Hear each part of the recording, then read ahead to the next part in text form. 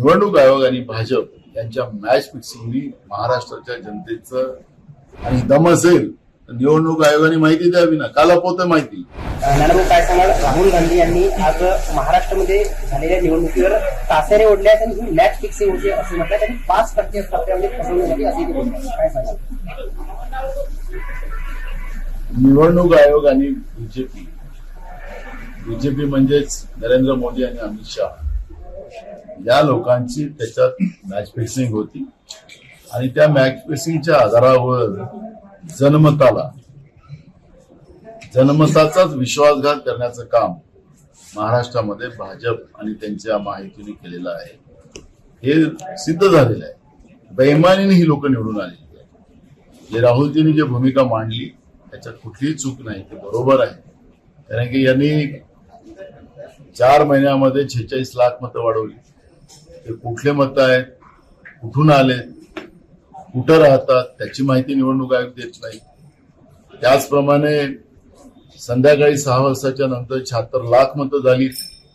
ही 76 लाख मतं कुठल्या बूथवर झाली त्याची माहिती द्यायला तयार नाही. याचाच अर्थ निवडणूक आयोग आणि भाजप यांच्या मॅच फिक्सिंगनी महाराष्ट्राच्या जनतेचं विश्वासघात करण्याचं आणि लोकतंत्राची हत्या करण्याचं पाप हे भाजपने केलेलं आहे. आणि राहुलजीने बोललं त्याला महाराष्ट्राची जनता सपोर्ट करते आहे असं आपल्याला. राहुल गांधींनी हे वक्तव्य केल्यानंतर भाजपचे सगळे नेते प्रतिउत्तर द्यायला सुरुवात झाली. ते म्हणतात की राहुलजी महाराष्ट्राच्या जनतेचं मतदारांचा अपमान करतायत. यांनी केलेलं आहे भाजपनी. ज्याला म्हणा त्यांना हिंमत असेल तर कोणत्या बूथवर संध्याकाळच्या 6 वाजताच्या नंतर रात्री 11 वाजेपर्यंत 76 लाख मतं झाली त्याच्या पुढेच यांनी द्यावेत. 46 लाख मतं कशी वाढवली 3 महिन्यामध्ये त्याची माहिती यांनी द्यावी.